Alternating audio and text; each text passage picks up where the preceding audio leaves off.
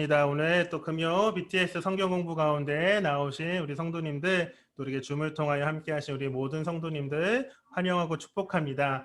예, 우리 지난주까지는 멋있고 잘생긴 우리 차 목사님이 함께 하셨었는데, 오늘은 우리 좀 덩치도 좀 있고 얼굴도 좀 큰 제가 여러분과 함께 하게 되었습니다. 비록 많이 연소하고 많이 부족하지만 또 주님 말씀 나눌 때 또 하나님의 은혜와 또 하나님의 깨달음이 오늘 이 시간 여러분 가운데 함께 하시기를 바랍니다. 제가 이제 사역을 시작하면서 여러 성경 공부를 인도했었어요. 학생들을 대상으로 한 적도 있고, 뭐 청년들을 대상으로 한 적도 있고, 장년들, 저 심지어 이제 노년들을 대상으로 이제 성경 공부를 한 적도 있는데요. 제가 이제 성경 공부를 하면서 가장 첫 시간에 항상 드리는 질문이 있습니다. 뭘까요? 성경 공부를 뭐 나이, 세대를 불문하고 성별을 불문하고 이 질문을 가장 처음에 딱 드리면서 성경 공부를 시작해요. 무엇이냐면 이 질문입니다. 우리 화면에 아마 보이실 텐데, 성경 공부를 왜 하십니까? 라는 질문이에요.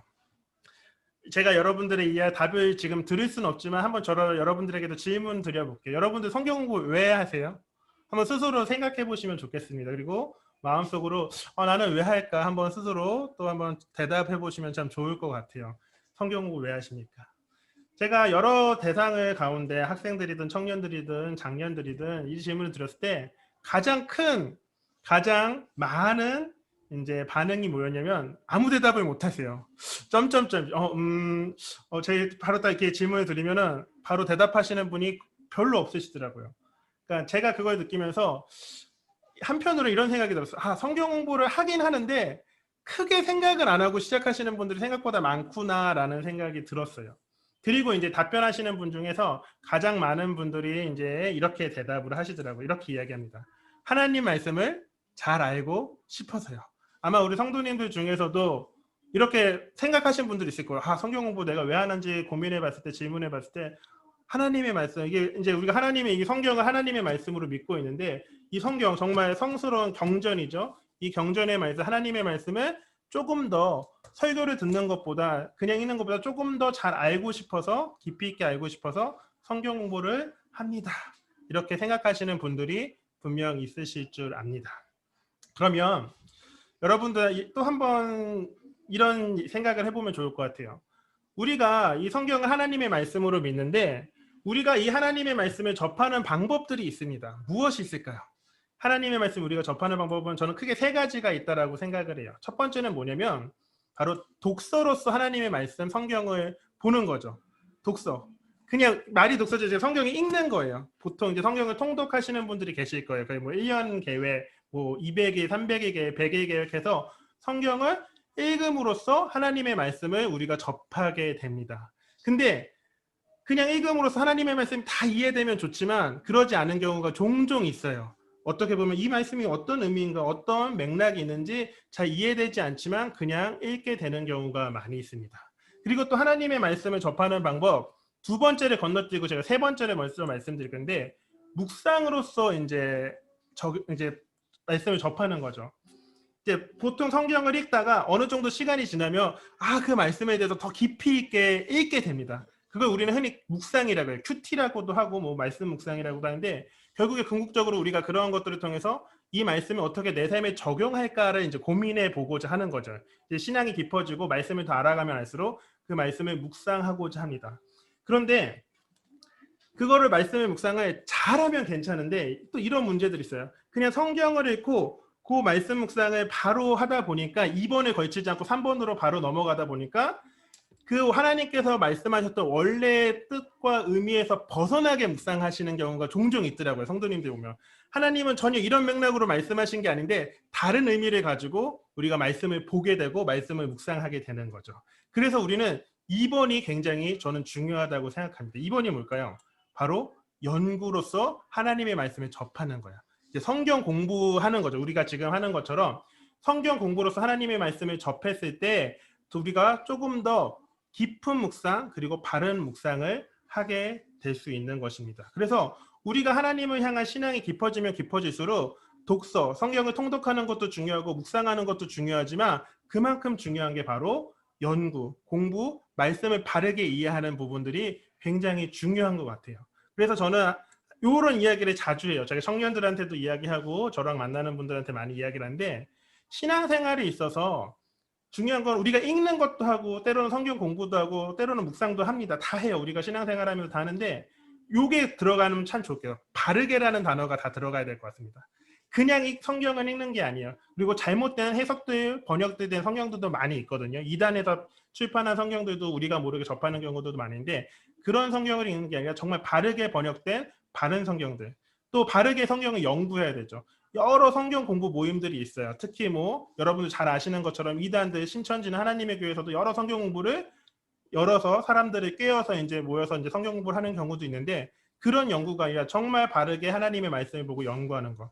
그리고 바르게 읽고 바르게 연구하면 무엇이 우리가 가능해질까요? 바르게 묵상하는 게 가능해진 거죠.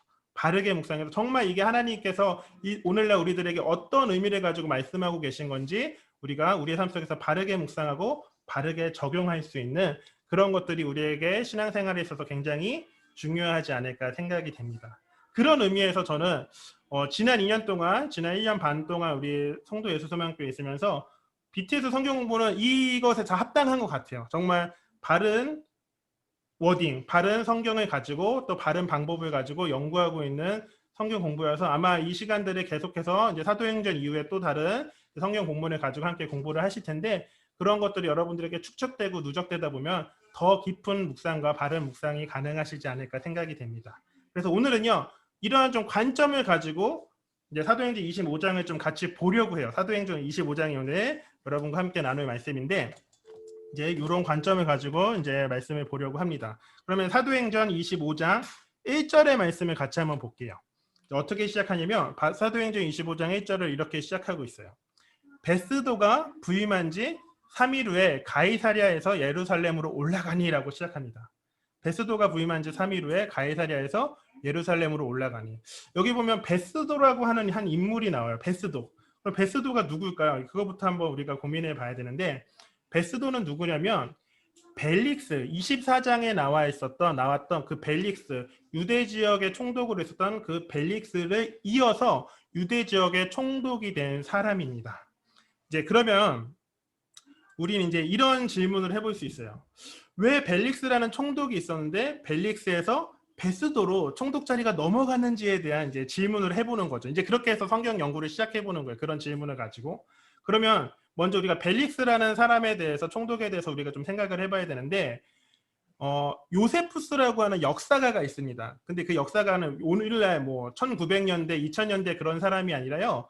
당시 벨릭스가 있었던 바울이 있었던 베스도가 있었던 그 예수님 당시에 살았던 역사가예요. 유대 출신의 로마의 역사가이며 정치가인데 그 요세푸스의 기록에 의하면 벨릭스를 이렇게 표현하고 있어요. 이렇게 이제 설명하고 있습니다. 벨릭스라는 총독은 어떤 사람이었냐면 자신의 비위에 거슬리는 사람들을 막 제거하기 위해서 암살까지 동원할 정도로 굉장히 잔인한 인물이었다라고 해요.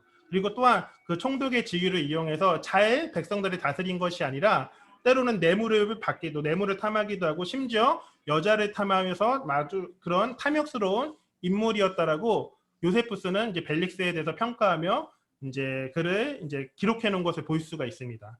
그런데 그 당시에 벨릭스가 이제 유대 지역을 통치했을 때, 유대 지역을 다스렸을 때 결정적인 사건이 하나 일어나요. 무엇이냐면 벨릭스가 그렇게 폭군 정치를 하다 보니까 유대 사회에서 폭동이 일어납니다. 유대인들이 벨릭스 밑에서는 이제 더 이상 살기가 힘들다라고 데모를 한 거예요. 그런데 그런 상황 속에서 벨릭스가 그 사람들을 잘 안정시키고 다시 평화롭게 하게 한 것이 아니라 피해 대학살이라는 표현을 쓰는데 피해 대학살로 그 당시 유대인들을 진압을 하게요. 수많은 유대인들을 이제 죽게 만든 거죠.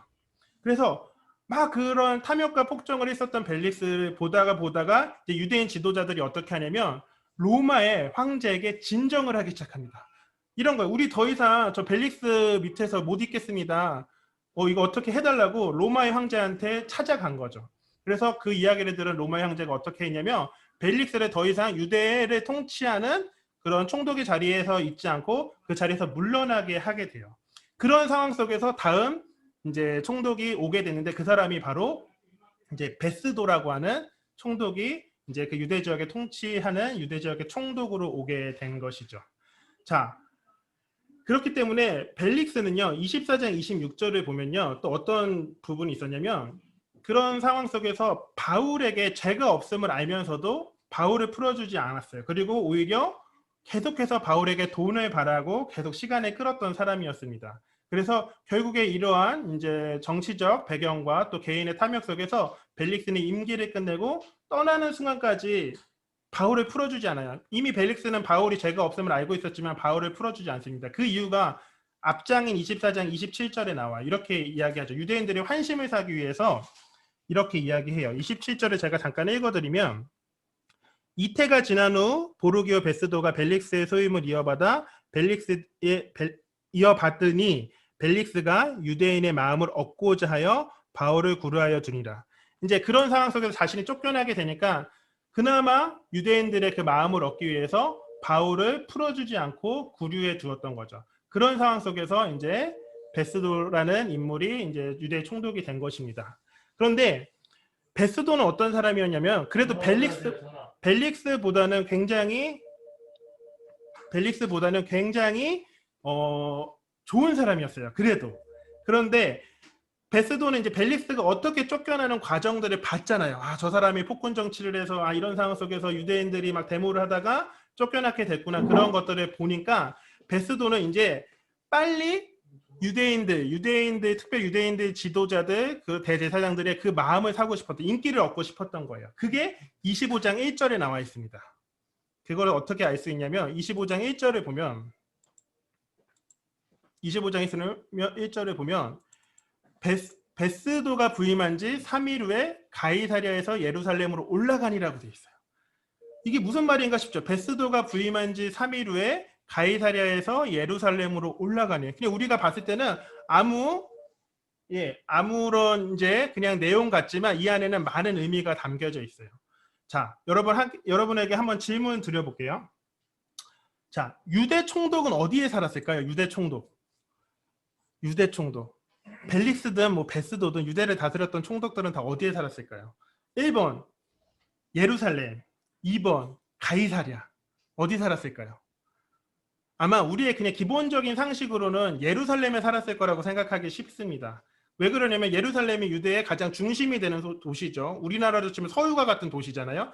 그렇기 때문에 가장 중심이 되는 도시에 총독이 살았을 것 같지만 유대 총독들은 예루살렘에 살지 않았어요. 가이사랴라고 하는 도시에 살았어요. 여기 제가 이제 지도를 보여드렸는데 여기 파란색으로 동그라미를 쳐놓은 데가 예루살렘이고 저기 빨간색으로 동그라미를 쳐놓은 데가 가이사랴입니다. 조금 거리가 있죠. 거리가 있는데 총독들은 중심이 되는 예루살렘에 산 것이 아니라 약간 변방에 있는 가이사랴라고 하는 곳에 살았던 것이죠. 그러면 질문을 해볼 수 있습니다. 왜 총독들은 예루살렘이 아니라 가이사랴에 살았을까? 답은 단순하죠. 예루살렘보다 가이사랴에서 생활하는 게 더 좋은 거예요. 근데 그 이유가 있었습니다. 왜 총독들이 가이사랴에서 사는 것이 좋았냐면 예루살렘을 한번 생각해 봅시다. 예루살렘들은 유대인들이 모여서 살고 있잖아요. 유대인들이 매일 하는 게 뭐가 있을까요? 우리 매일 하는 것처럼 우리 새벽마다 하는 게 뭐가 있죠? 새벽마다 나서 예배 드리죠. 새벽 기도하는데 유대인들은 매일 제사를 드리는 거예요. 근데 제사를 그냥 드리는 게 아니라 그 당시 제사 잘 아시는 것처럼 동물을 잡아서 태워서 번제를 드립니다. 때로는 소를 잡고 때로는 양을 잡고 때로는 염소를 때로는 비둘기를 하면서 온갖 동물들을 태워가며 제사를 드려요. 또 때로는 곡식을 태워가며 그런 제사를 드려요. 그러면은 온 동네 예루살렘 동네가 환경이 어땠을까요? 피비린내가 많이 났겠죠. 때로는 재가 날리고 때로는 타는 냄새들이 엄청 났을 것입니다. 그러다 보니까 총독들은 그런 환경에서 결코 별로 있고 싶지 않았던 거예요. 그런 이제 이유가 하나 있었고 또 유대인들은 지키는 게 많잖아요. 매일 제사라는 그런 것들을 지키고 유대 그 역사 속에서 지켜왔던 수많은 전통들, 자신들의 정통들을 막 그것을 지키는 것을 굉장히 열정적인 민족이기 때문에 유대 총독의 입장에서는 그런 것들이 싫은 거예요. 그러다 보니까 유대 총독이 예루살렘에 머물기보다는 가이사랴라고 하는 도시에 머물렀던 거죠. 근데 그러면 가이사랴라는 도시는 어떤가? 딱 여기 지도에도 보니까 어디에 있죠? 해변가에 있습니다. 해변가에 있어요. 해변가는 어떨까? 굉장히 아름다운 그 당시에 해변 도시, 오늘날로 치면 휴양지였던 거죠. 그러니까 대부분의 총독들은 바로 가이사랴에 머물러 있는 거예요. 그리고 정말 아주 특별한 일이 있을 때만 가끔 예루살렘으로 가게 된 거죠. 그런데 베스도는요, 부임하자마자 성경을 보면 3일 만에 예루살렘으로 갔어요. 이건 뭘 의미할까요? 그만큼 베스도는 유대군 중의 마음을 먹기를 원했던 거예요. 자기는 벨릭스처럼 되고 싶지 않았던 거죠. 그래서 그게 이제 9절의 말씀을 보면 9절에 이렇게 표현하고 있어요. 베스도가 유대인의 마음을 얻고자. 25장 9절을 보면 이렇게 표현이 되어 있죠. 베스도가 유대인의 마음을 빨리 얻고 싶어 했습니다. 자신의 이제 정치 기반을 빨리 안정시키길 원했던 거죠. 그럼 이제 예루살렘에서 이제 예루살렘으로 베스도가 가자마자 있었던 일이 이제 성경 2절에 보면 나와 있어요. 2절에 보면 나와 있는데 이렇게 나와 있습니다. 대제사장들과 유대인 중 높은 사람들이 바울을 고소했어요. 자, 이제 새로운 총독이 와서 예루살렘에 갔는데 그 당시 예루살렘에 살고 있었던 대제사장들 또 유대 민족의 좀 높은 사람들, 지위가 있는 사람들이 어떻게 했냐면 바로 베스도를 찾아가요. 그리고 가장 먼저 한 게 바울을 고소합니다.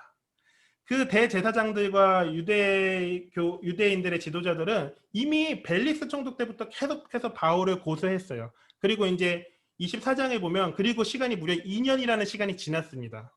24장 27절에 보면 이태가 지난 후라고 나와 있는데 이미 바울을 고소한 지 2년이라는 시간이 지나고 많은 시간이 지났는데 새로운 이제 총독이 오니까 또다시 그 총독한테 바울을 고소한 거예요. 자, 그래서 바울이 다시 예루살렘으로 오기를 대제사장들 그리고 이제 그들 유대교회 지도자들은 그것들을 바라고 있었죠. 그러면 왜 그랬을까요? 한번 생각을 해보죠. 왜 대제사장들, 유대교회 지도자들은 바울이 빨리 예루살렘으로 오기를 원했을까요? 그냥 예루살렘에서 다시 재판받기를 원해서였을까요? 그게 아니에요. 그게 이유가 또 3절에 나와 있습니다. 3절에 보면 이렇게 기록하고 있어요. 베스도의 호의로 바울을 예루살렘으로 옮기기를 청하니 이는 길에 매복하였다가 그를 죽이고자 함이더라. 그들의 속내는 바울이 예루살렘에 와서 다시 유대교의 율법에 따라 재판을 받는 것이 아니라 그냥 예루살렘으로 오는 길에 매복하고 있다가 바울을 죽이려는, 제거하려는 그런 계략을 세우고 있었던 거죠. 어떻게 보면 굉장히 무섭습니다. 그러면요, 그 당시에 베스도는 어떻게 했을까요? 그 당시에 베스도라면 여러분들은 한번 상식적으로 생각해 보세요. 아까 제가 말씀드렸던 것처럼 베스도는 유대인들에게 빨리 인기를 얻고 싶어요. 그러면 그들이 원하는 대로 해줘야 되잖아요. 그러면은 그들의 요구처럼 어떻게 해야 되죠? 빨리 바울을 예루살렘으로 보내야 돼요. 그들에게 넘겨줘야 돼요. 유대인들에게 넘겨줘야 되는데 베스도는 그러지 않았어요. 성경을 보면 8일에서 10일이 지난 후에 다시 가이사랴로 돌아와서 직접 바울을 신문합니다. 그리고 바울은 베스도 앞에 와서 변론한 내용들이 25장에 쭉 기록이 되어져 있어요. 12절까지 기록이 되어져 있습니다.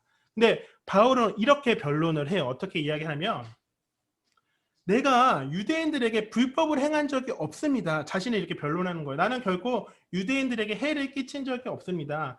만일 내가 유대인들에게 불의를 행하여 죽을 죄를 지었으면 나는 죽어도 좋습니다. 하지만 나는 그런 죄를 지었지 않았기 때문에 나는 가이사에게, 이제 황제죠, 로마의 황제에게 상소하겠습니다라고 이제 바울이 베스도에게 이야기를 한 거예요. 그렇다면 그 이야기를 들은 베스도는 어떻게 했을까요? 사실 자신의 지금까지 취했던 것들을 보면 자신의 인기를 얻기 위해서 무슨 소리냐, 너 그 바울의 말을 무시하고 그냥 유대인들에게 바울을 넘겨줘야 되는데 베스도는 그렇게 하지 않았어요. 그 바울의 상소를 들어줍니다. 그게 이제 25장 1절부터 12절까지의 전반부의 내용이에요. 그리고 우리가 또 이제 25장에서 눈여겨봐야 할 이제 인물 두 명이 또 나오는데요. 13절을 또 같이 한번 읽어볼게요. 13절을 각자 계신 곳에서 한번 찾아서 한번 보도록 하겠습니다. 13절에 보면 이렇게 기록되어져 있어요. 수일 후에 아그리빠 왕과 버니게가 베스도에게 문안하러 가이사랴에 와서, 자, 여기 보면 이제 두 명의 새로운 인물이 나오죠. 한 명은 아그리빠 왕, 그리고 한 명은 버니게라는 인물입니다. 자, 그러면 아그리빠 왕은 누굴까요? 성경을 보면 이 아그리빠는 실제적으로 풀네임은 헤롯 아그리빠 2세예요. 혹시 뭐 기록해 놓을 수 있으면 기록해 주시면 좋을 것 같아요. 헤롯 아그리빠 2세입니다. 1세가 아니고 2세인데, 자, 헤롯, 자, 여기 제가 가계도를 하나 이제 해놨어요. 가계도를 하나 지금 보여드리는데 아까 좀 작아서 글씨는 안 보이실 수도 있는데요. 여기에 노란색이 있고 여기 두 번째 바로 아래 칸에 노란색이 있는데 여기 노란색을 보면 헤롯 대왕이라고 적혀져 있는 것을 보실 수가 있을 겁니다. 그렇다면 헤롯 대왕, 아그리파 2세는 이 헤롯 대왕의 증손자거든요. 증손자인데 이 헤롯 대왕이 누군지 혹시 아시겠어요? 성경을 보면 헤롯이 많이 나와요. 이제 복음서랑 사도행전에 헤롯이 많이 나오는데 그게 한 사람이 아니거든요. 여러 명의 헤롯을 이야기하는 건데 여기에 나오는 헤롯 대왕은 누구냐면 예수님께서 탄생하실 때에 유대를 다스렸던 왕이에요. 분봉 왕이에요. 그러면 그때 무슨 일이 있었죠? 바로 2세 이하의 유아를 다 죽이라고 명령 내렸던 왕 혹시 기억나시죠? 복음서 봤을 때 하면 다 알고 계신데 그 명령을 내리고 또 세례 요한의 그 목을 침수했던 그 바로 헤롯이 여기에 나와 있는 헤롯 대왕입니다. 그리고 헤롯 아그리파 1세가 또 있어요. 이제 헤롯 아그리파 1세는 헤롯 대왕의 손자인데 헤롯 아그리파 1세는 누구냐면 성경을 보면 야고보를 처형하고 베드로를 옥에 가둔 헤롯이 나와요. 그게 바로 헤롯 아그리파 1세입니다. 그러면 사도행전 25장에 나오는 이 아그리파는 헤롯은 누구냐? 바로 그 헤롯 아그리파 1세의 아들이에요. 이게 이제 헤롯 가문이 굉장히 복잡한데 이 헤롯 아그리파 2세는 그 야고보를 처형하고 베드로를 옥에 가뒀던 헤롯 아그리파 1세의 아들이죠. 그렇게 하고 또 이제 버니게라고 말씀을 조금만 천천히 해달라. 제가 마음이 급한 것 같습니다. 천천히 해보겠습니다. 그리고 이제 또 버니게라고 하는 인물이 나와요. 버니게. 여기 보면은 여기에 이제 헤롯 아그리파 2세 옆에 이제 네모칸 쳐서 버니게라고 이제 가계도에 적혀 있는데 이렇게 같은 학렬이 있죠. 그럼 그건 무슨 의미일까요? 바로 헤롯 아그리파 2세와 남매지간이었어요. 누나였어요. 헤롯 아그리파 2세 누나가 버니게라는 그런 사람이었는데 그런 여인이었는데 그 남매가 바로 가이사랴로 베스도를 만나러 온 거죠. 그런데 왜 둘이 같이 만나러 왔을까요? 둘이 남매 사이가 너무 좋아서요? 맞아요. 너무 좋았는데 분위기가 심상치 않게 좋았습니다. 그게 무슨 사이였냐면 이제 헤롯 아그리파 2세와 버니게는 불륜 관계를 맺고 있었던 관계였어요. 그러니까 남매지간인데 불륜 관계이죠. 어떻게 보면 정말 뭐 오늘날 표현으로 치면 막장 중에 막장이었어요. 자, 이제 버니게 같은 경우는 근친상간으로 불륜을 맺고 있었던 그 당시의 요부였습니다. 제가 버니게에 대해서 저도 막 사전도 찾아보고 이제 책들을 찾아보니까 아까 제가 말씀드렸던 유대 역사가 그 요세푸스가 또 버니게에 대해서 이제 해설을 해놓은 글들이 있더라고요. 버니게가 어떤 여인이었냐면 처음에는 로마의 알렉산더 아들 마르쿠스와 결혼을 했어요. 첫 번째 결혼입니다. 결혼했다가 그 남편 마르쿠스가 죽자 자신의 삼촌 숙부예요. 숙부 칼키스와 또 결혼을 합니다. 그러니까 삼촌이 작은 아빠랑 결혼을 한 거예요. 근데 그 칼키스가 AD 48년에 또 사망을 하자 그 다음에는 자신의 친동생이었던 지금 말씀드렸던 그 아그리파 2세와 동거를 해요. 남매지간이니까 결혼을 하기가 좀 그러니까 동거를 해요. 그러다 보니까 그런 소문들이 그 유대 사회에 막 소문이 나다 보니까 그런 이제 근친상간한다라는 나쁜 소문을 면하기 위해서 그 후에 길리기아 그 주변에 있었던 길리기아의 왕 플레몬과 또 결혼합니다. 지금 네 번째예요. 플레몬과 결혼을 했는데 또 그를 버리고 다시 헤롯 아그리파 2세와 다시 동거를 시작해요. 이제 벌써 이제 남자가 5명이 바뀐 거죠. 근데 그 당시에 이제 헤그리파 2세와 동거하던 당시에 베스도를 만나러 온 거예요. 그런데 추후에 이제 뭐 헤롯 아그리파 2세와 뭐 계속 행복하게 산 것도 아니고 그 후에는 그 버니게는 이런 또 최후의 목표가 있었어요. 뭐냐면 로마의 황후가 되고 싶은 거예요. 로마의 황후가 되고 싶어서 로마의 황제였던 베스파시아누스, 좀 이름이 어렵네요. 베스파시아누스와 또 그의 아내 티투스의 첩이 되려고 굉장히 노력하였는데 결국 그렇게 되지는 않고 뭐 인생을 마감했다라고 이제 요세푸스의 기록에 의함이 있더라고요. 그러니까 엄청난 거죠. 그러니까 우리가 그냥 말로는 그랬지만 그 당시에 그 상황들에 있었을 때는 굉장한 이제 어떻게 보면 악녀일 수도 있고 어떻게 보면 희대의 요구일 수도 있는데 그런 이제 여인이 바로 이제 버니게였습니다. 이제 계속해서 이제 권력자들을 쫓아 사는 그런 인생을 살아간 거예요. 그러면 이제 그런 아그리파 2세가 어떤 왕인지 또 이제 버니게가 어떤 여인인지 이제 우리가 이해를 했습니다. 그러면 아그리파 2세도 그렇고요. 버니게도 그렇고 여러분 제 이야기를 들으니까 마음이 어때요? 그들이 좋은 사람처럼 느껴지시나요? 썩 그렇지 않죠. 아닐 거예요. 좀 이상하다, 별로다 이런 그런 느낌을 받으실 거예요. 그런데 사도행전 25장 이제 13절부터 마지막 27절까지 보면요. 그 베스도 총독이 그들과 상의를 해요. 대화를 합니다. 무엇에 대해서 대화를 했냐면 바울에 대해서 이야기를 해요. 이제 베스도를 찾아왔으니까 그 당시에 베스도가 갖고 있었던 큰 고민거리, 걱정거리 중에 하나가 바울이었는데 그 바울에 대해서 헤롯과 이제 아그리파 2세와 이제 또 버니게에게 이야기를 한 거죠. 지금까지 있었던 일들을 막 설명하면서 그들에게 자문을 구하게 된 겁니다. 그러면 여러분 한번 생각해 보세요. 어떻게 될까요? 느낌만 봐도 문제가 많은 사람들이었잖아요.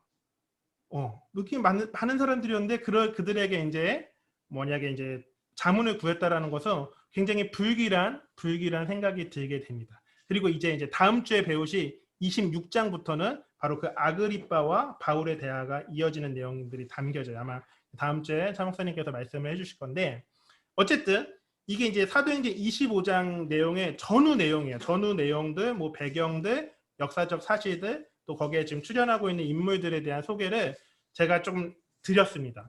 이제 조금 아마 이제 그런 머릿속으로 좀 당시 상황이 그려지시나요? 왜 베스도라는 총독이 그 당시에 이제 유대를 다스리게 됐고, 왜 바울은 그런 상황이 됐고, 또 왜 아그리빠 왕과 또 버니게가 왜 베스도를 찾아왔는지 그런 상황들이 조금 이해가 되셨을 거라고 생각이 돼요. 그럼 이제 우리가 짧은 시간 25장의 내용을 이제 연구하고 공부하고 이해했다면 이제 두 번째로 할 것은 이 25장을 우리가 좀 바르게 묵상해 보려고 합니다. 묵상. 더 나아가서 이제 바르게 적용하는 거죠. 자, 그러면 우리가 이 사도행전 25장을 어떻게 묵상하고 어떻게 생각해 볼 수 있을까요? 뭐 여러 가지로 해석할 수 있겠지만 저는 그 묵상의 해석과 또 묵상의 키포인트를 바울에게 두려고 해요.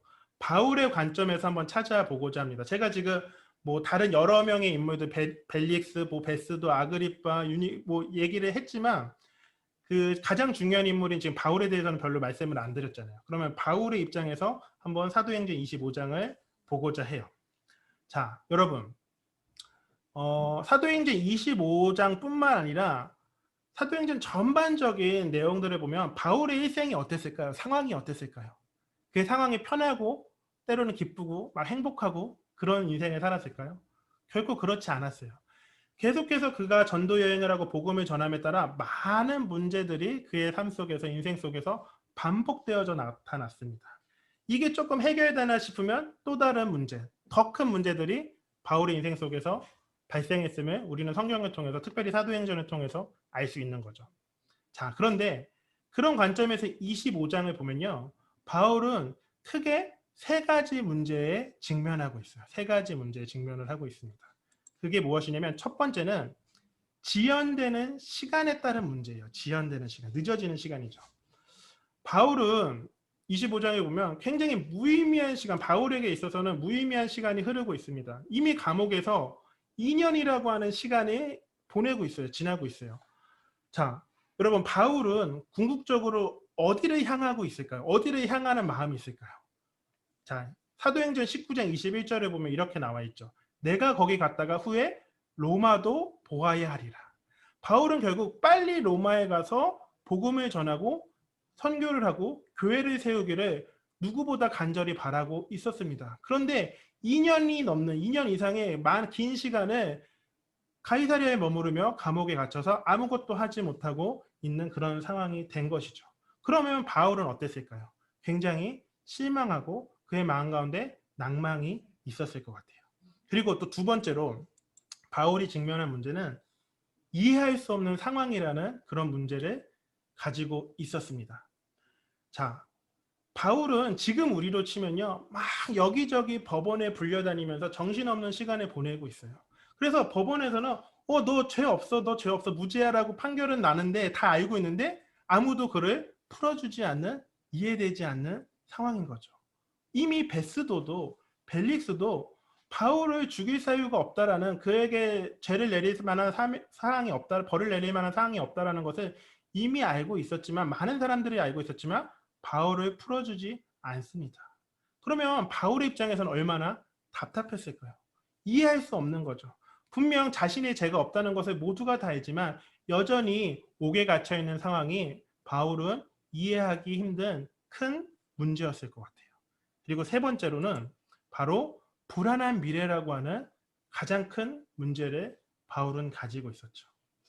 우리는 사도행전 1장부터 28장까지 다 읽었기 때문에 25장에 어떤 내용들이 있는지를 이미 알고 있지만 25장에서의 바울은 당장 내일 일을 알 수 없었습니다. 이미 당장 내일 아그리빠와 버니게를 만나야 하거든요. 그런데 아까 말씀드렸던 것처럼 그들은 정상적인 사람들이 아니잖아요. 그러면 괜히 아그리빠와 버니게를 만났을 때 당장 바울은 죽어도 그들이 죽으라고 명령을 내려도 전혀 이상하지 않는 그런 상황에 놓여져 있는 거죠. 바울의 입장에서는 굉장히 불안한 미래라고 하는 그런 문제를 직면하고 있는 것입니다. 그런데 여러분, 자, 사실 이 세 가지는 바울만 겪고 있는 문제가 아닌 것 같아요. 누가 겪고 있는 문제일까요? 바로 우리가 직면한 문제와 크게 다르지 않습니다. 지금 이 순간에도 이 세 가지의 문제들, 지연된 시간, 이해되지 않는 상황, 불안한 미래라고 하는 이런 문제를 가지고 계신 성도님들이 혹시 이 자리에 줌을 통해서 함께하고 계신 성도님 중에 계실지 모르겠습니다. 여러분들이 계획했던 것들, 여러분들이 기도하고 계신 어떠한 목표, 목적들을 내가 생각한 시간에 이루어지지 않아서 막 불안하고 낭망하고 계신 성도님들이 혹시 계신지 모르겠어요. 분명 여러분들은 선한 마음을 가지고 열심히 기도하며 계획하고 있는데 내가 생각한 시간에 이루어지지 않는 그런 경험이 있으신지 모르겠습니다. 저는요, 개인적인 말씀을 잠깐 드리면 저는 사실 지금도 그렇지만 예전부터 그런 경험이 너무나 많이 있었어요. 어느 것 하나 제가 생각했던 시간에 이루어지는 게 진짜 단 하나도 없더라고요. 제가 언제까지 뭐를 맞추고 언제까지 다음 스텝을 가고 해야겠다라는 계획이 다 있었는데 하나님께서는 결코 제가 계획했던 그런 시간대로 저를 인도하지 않으시더라고요. 그렇다면 여러분, 여기서 또 우리는 질문을 해봐야겠죠. 왜 그럴까? 왜 하나님께서는 계속해서 시간들을 지연시키실까? 저도 이런 질문을 하나님께 많이 드려본 적이 있는데 그것은요, 하나님의 시간과 우리의 시간은 다르기 때문입니다. 우리의 계획과 하나님의 계획은 다르기 때문인 거죠. 여러분, 사도행전을 보면 결국 사도 바울은 로마에 갔을까요? 못 갔을까요? 갔습니다. 사도행전의 마지막을 보면요, 바울은 로마에서 하나님의 나라를 전파하며 주 예수 그리스도에 관한 모든 것을 담대하게 거침없이 가르쳤다라고 기록하며 사도행전을 마치고 있어요. 지금 당장 25장의 관점을 봤을 때는 왜 이렇게 바울이 지체하게 하실까? 왜 이렇게 바울이 빨리 가지 않게 되는 것일까? 왜 이런 무의미한 시간을 보내고 있는 것일까라고 우리는 질문하게 되지만 결국 하나님의 관점, 하나님의 시간에서는 하나님의 때에서는 그 하나님의 계획대로 그 역사들을 이루어 나가시고 있다는 것을 우리는 알 수 있는 거죠. 저는 우리들 또한 그것이 다르지 않다라고 생각합니다. 분명 지금 이 당장은 무언가 잘 이루어지지 않고 늦어지는 것 같고 지연되는 것 같지만 결국 하나님께서는 그 하나님의 시간에 하나님의 계획대로 저와 여러분들의 삶을 인도해 나가고 계신 것을 저희는 믿는 것이죠. 자, 그리고 두 번째로 우리들도 이해되지 않는 상황들로 인해서 많은 어려움과 문제들을 경험하게 돼요. 사실 저와 여러분들이 겪는 대부분의 문제들, 상황들은 우리의 상식으로는, 우리의 생각으로는 이해되지 않는 것이 너무나 많습니다. 만약에 여러분 주변에서 내가 경험하고 있는 어떤 문제들을 보았을 때 저는 다 이해가 됩니다, 이렇게 이야기하시는 분이 혹시라도 계시다면 저는 그분은 사실은 거짓말이지 않을까 생각이 돼요. 자, 우리의 생각에서 바울은 지금 빨리 로마로 보내지는 것이 이해가 되는 것이죠. 거기서 빨리 복음을 전하고 교회가 세워지고 이래야지 상식적으로 신앙적으로 이해가 되는 건데 하나님은 그렇게 하지 않으세요. 그리고 아까 말씀드렸던 것처럼 베스도의 입장에서 바울을 예루살렘으로 보내는 것이 상식적으로 이해가 되죠. 그래야 베스도가 인기를 얻을 수 있으니까.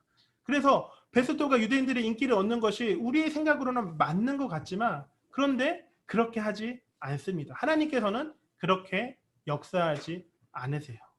그리고 또 벨릭스에게 베스도는 다 이야기를 들었어요. 바울을 죽일 사유가 없다라는 그 이야기를 다 알고 있는 것이죠. 그래서 25장 이제 25절을 보시면은 베스도가 아그리빠 왕에게 이렇게 이야기를 해요. 이런 본문도 있어요. 내가 살피건대 죽일 죄를 범한 일이 없나이다. 그럼 어떻게 해야 없나이다라고 이제 베스도는 아그리빠 왕에게 이야기하죠. 그럼 여러분 어떻게 해야 될까요? 우리가 생각했을 때 상식적으로는 바울을 풀어주는 게 맞는 거예요. 그래야지 우리가 상식적으로 이해가 되는 거잖아요. 그런데 베스도는 풀어주지 않아요. 이미 알고 있지만 풀어주지 않아요. 그렇기 때문에 우리는 이해가 안 됩니다. 그런데 반대로 생각해 볼까요? 만약에 베스도가 바울을 풀어주거나 예루살렘으로 보냈다면 바울은 어떻게 되었을까요? 3절에 우리가 아까 보았던 본문처럼 3절에 기록된 것처럼 유대인 지도자들에 의해 바울은 길에서 죽고 말았을 것입니다. 결국 우리의 생각과 우리의 상식으로 이해할 수 없는 상황들이 바울을 지키고 보호하고 있는 것이죠. 이게 바로 하나님의 방법입니다. 우리 삶에서도 어쩌면 이해할 수 없는 상황들이 저와 여러분들을 보호하고 있을지도 모르겠습니다. 오히려 우리의 상식, 우리의 생각으로는 전혀 이해할 수 없고 알 수 없고 깨달을 수 없는 그런 상황들이 오히려 저와 여러분들을 향한 하나님의 은혜이며 하나님의 인도하심일 수 있는 것이죠. 그리고 또 우리들 또한 불안한 미래라고 하는 그 문제와 어려움을 항상 안고 살아갑니다. 어떻게 보면요, 이것이 우리 인생에서 우리를 가장 힘들게 하는 것이 아닌가 싶어요. 불안한 미래. 지금 이 순간에도 힘들고 고통스러워도 만약에 뭔가 확실한 미래가 있다면 그나마 참고 견딜 수 있을 것 같습니다. 그런데 나의 미래가 전혀 보이지 않는 거예요. 한 치 앞도 모르는 거죠. 그럴 때 저와 여러분들은 어떨까요? 우리는 정말 불안하고 많은 스트레스를 받습니다. 자, 그럼 바울의 상황을 한번 다시 생각해 볼까요? 바울은 지연되는 시간으로 인해서 이해되지 않는 상황들로 인해서 정말 답답한 하루하루를 보내고 있는데 심지어 바울에게는 더 큰 문제가 찾아와요. 불안한 미래라고 하는 더 큰 문제, 불안한 내일이라고 하는 더 큰 문제를 바울은 겪게 되는 것이죠. 그래서 22절을 보면 이렇게 기록되어 있어요. 아그리빠가 베스도에게 이르되 나도 이 사람의 말을 듣고자 하노라. 베스도가 이르되 내일 들으시리이다 하더라. 이게 무슨 말이냐면 아까 말씀드렸던 그 아그리빠와 베스도가 내일 이제 바울을 만나게 되는 거예요. 자, 이제 베스도가 아그리빠 왕에게 바울에 대해서 지금 바울의 상황에 대해서 이야기를 하니까 아그리빠 왕 버니게도 이제 바울을 만나고 싶은 거죠. 그래서 여기서 문제가 있었죠. 그냥 그들의 평범한 사람이고 정상적인 사람들이었으면 괜찮았을 텐데 아까 말씀드렸던 것처럼 그들은 정상적인 평범한 사람이 아니었어요. 당장 기분에 따라 바울을 어떻게 할 수 있는 그런 사람들이었습니다. 그런 사람들을 바울은 어떻게 해야 되는 거죠? 내일 만나야 되는 거예요. 그렇다면 여러분들이 만약 바울이었다면 어떠셨을 것 같아요? 매우 불안하지 않았을까요? 아, 내가 내일 어떻게 될까? 나는 앞으로 어떻게 될까라는 그 불안한 미래, 막연한 미래에 대한 질문을 가지고 큰 고통을 받지 않으셨을까요? 그런데 여러분 성경을 보면요. 말씀을 보고 26장에 이어지는 사도행전의 말씀을 보면 결국 바울은 그 불안한 미래를 이겨내고 아그리빠 왕을 만났습니다. 그리고 만난 것뿐만 아니라 아그리빠 왕에게 복음을 전해요. 전도를 한 거죠. 우리가 봤을 때는 그게 불안한 미래였는데 그 불안한 미래라는 문제가 오히려 복음을 전하는데 좋은 기회가 된 것입니다. 이게 바로 하나님의 인도하심인 거죠. 자, 여러분, 우리는 지금까지 두 가지 관점에서 사도행전 25장을 보았습니다. 첫 번째는 역사적 관점, 배경을 연구하고 당시 인물들에 대해서 나오는 인물들에 대해서 알아봤습니다. 그리고 두 번째는 바울의 관점에서 사도행전 25장을 보았어요. 이제 바울이 직면한 문제들로 인해서 본문을 우리가 한번 해석해 본 거죠. 그럼 이제 마지막으로 세 번째로 하나님의 관점에서 사도행전 25장을 보려고 합니다. 왜 왜 하나님께서는 바울에게 이런 인생의 문제들을 경험하게 하셨을까? 왜 시간에 지연시키시고 왜 이해할 수 없는 상황을 만드시고 왜 불안한 미래를 경험하게 하시는가? 이런 질문을 가지고 본문을 다시 보기를 원하는 거죠. 왜 하나님은? 여러분 이런 말이 있어요. 인생의 문제는 성숙의 도구이다라는 말이 있습니다. 우리는 살면서 수많은 문제들을 경험하게 되는데요. 왜 이런 인생에 문제가 생기는 것일까? 혹시 이런 질문을 해보셨나요? 그것은 바로 그런 문제들이 우리를 성숙하게, 성장하게 하기 때문인 거죠. 하나님께서는 바울이 경험하고 있는 그 지연된 시간이라는 문제, 이해되지 않는 상황이라는 문제, 그리고 또 불안한 미래라는 문제를 통해서 그냥 바울을 내버려 둔 것이 아니라 그 순간순간 상황, 시간들을 통해서 바울을 성숙하게 하는 도구로 바로 이 문제들을 사용하셨던 것입니다. 자, 사도행전 전반에 걸친 내용들을 보면 항상 바울은 여러 가지 문제에 직면해 있어요. 문제가 없이 평안한 삶을 산 적이 거의 없습니다. 하지만 결국 그 문제 뒤에 어떻게 하나님께서 역사하셨을까요? 항상 하나님께서는 바울을 지키시고 인도하셨습니다. 그러면서 바울은 하나님을 어떻게 했을까요? 조금씩 더 신뢰하게 된 것이죠. 자, 그리고 또 바울은 더 나아가서 더 성숙한 그리스도인이 되어갔습니다. 사실 25장에서 바울은요, 자신이 겪고 있는 상황들이 큰 문제라고 생각하지 않았을 것 같아요. 뭐 베스도 별거 없네. 아그리빠 왕 괜찮아. 아마 바울은 이렇게 생각했을 것입니다. 우리가 보았을 때 그것들이 굉장히 큰 인생의 문제들이겠지만 바울은 이미 자신의 삶 속에서 자신의 상황에서 하나님께서 가장 선한 길로 인도하고 계시다라는 그것을 이미 자신의 그 여러 문제들을 통해서 경험하였기 때문에 이미 체험하고 있기 때문에 지금 25장에 있는 그런 문제들은 사실 바울에게 있어서는 큰 문제들이 아니었을 거예요. 그렇기에 바울은 고린도서 15장 10절에 이런 귀한 고백을 하고 있는 것을 우리가 볼 수 있죠. 제가 화면에 띄워드렸는데요. 우리 각자 계신 곳에서 우리가 서로 듣지는 못하지만 이 말씀을 좀 같이 한번 한 목소리로 읽어봤으면 좋겠습니다.